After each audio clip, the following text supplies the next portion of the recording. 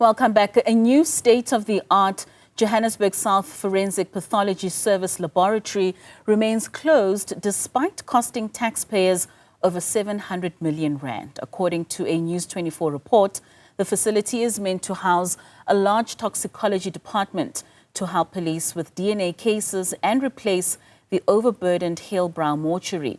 DA Gauteng Health spokesperson Madeleine Hicklin joins us now for more. Madeleine, thank you so much for your time and for joining us this evening. So despite being 98% complete, costing over 700 million rands, and 9 years later, this facility remains closed. Talk to us about what the original vision was for this facility.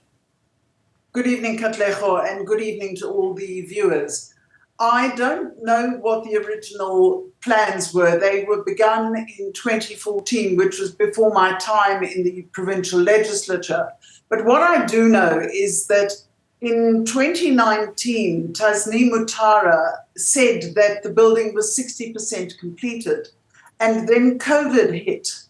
And the original cost of the building was estimated to be at 588 million rand. And with COVID and the closure of the whole of South Africa for a year, the estimate was completely out of whack. And the building was then, I believe, Lesiba Molotana, who is the HOD of Health, said in August last year, August 2023, that the building was 98% complete. Well, at 98% complete in 2023, why are we sitting in 2025 and the building is not open yet? I know that there have been bylaw problems and municipal challenges in terms of the design and compliance. And I am, as the DA spokesperson on health, absolutely horrified that we have gone from 588 million rand for a facility to over 703 million rand, 98% completed, and there is still insecurity or uncertainty as to whether municipal bylaws are being met and whether we have compliance. And that's quite alarming. I mean, Madeleine, the Gauteng Department of Infrastructure Development speaking exactly to that point, that the hold-up is because the new building's original design does not comply with the municipal bylaws as well as the building standards. How do we get to a point that at the end of construction, we then realize that it's not compliant?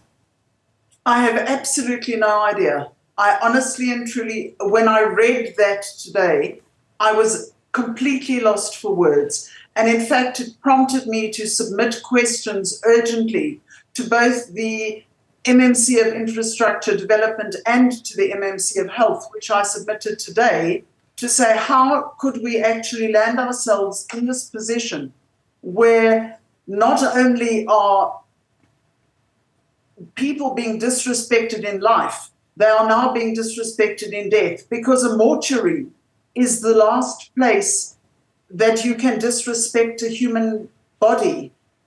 And the mortuary situation that we find ourselves with in South Africa at the moment is dire in so many ways.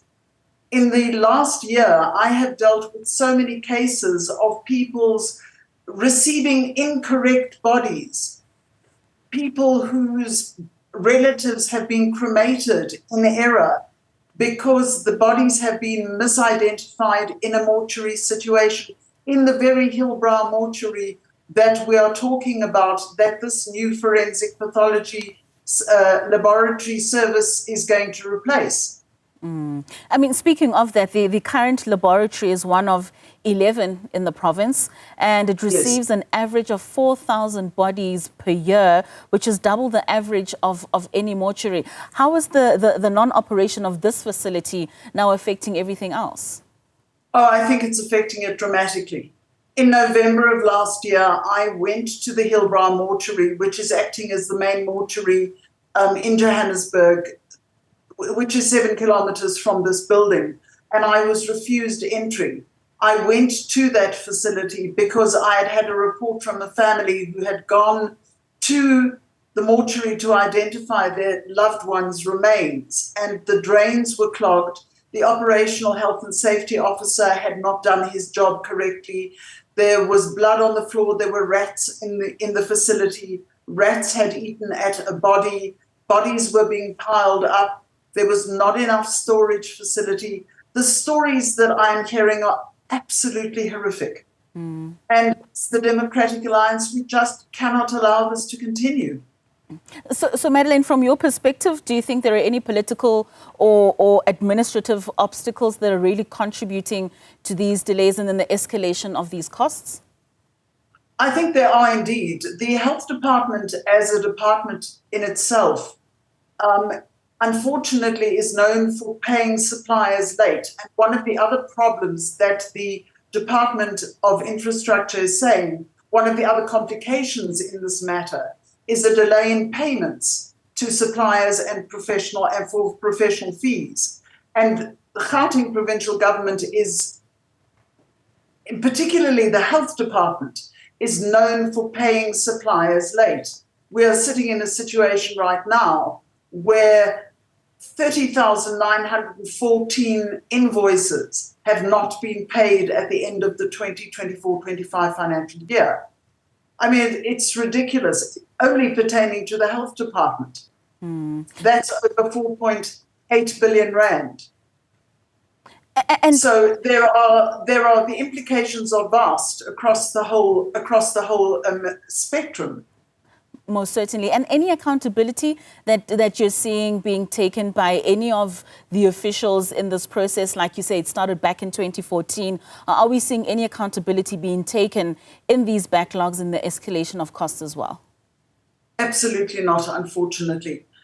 What we are seeing is a beautiful buck-passing exercise between the Department of Infrastructure Development and the Department of Health. And the ball is just being thrown from one room to the next. And no one is taking accountability. And the people who are suffering are the ordinary citizens in South Africa, particularly the citizens of Gauteng. And really and truly, one needs to protect people at their most vulnerable, people who have lost loved ones, whose loved ones are lying in mortuaries, who need to be identified. Alternatively, the other issue that is dealt with in a forensic pathology service is toxicology reports. That has a major impact on case backlogs for the SAPS. And no one is taking accountability for this, not the Ministry of Health, nor the MEC of Infrastructure Development. How do you feel the city or even the province can leverage on this experience to improve infrastructure project management going forward? I think the biggest problem that you have is that you do not have people who are taking accountability, and you do not have the correct people in management. And when you appoint people who are suitably qualified, people who are appointed on merit, people who care about the citizens around them, you will find greater accountability, you will find greater responsiveness and greater responsibility taken. And therefore, these backlogs, these overruns, cost overruns, time overruns, incorrect companies appointed will not happen. A DA-led government will not allow this to happen in the future.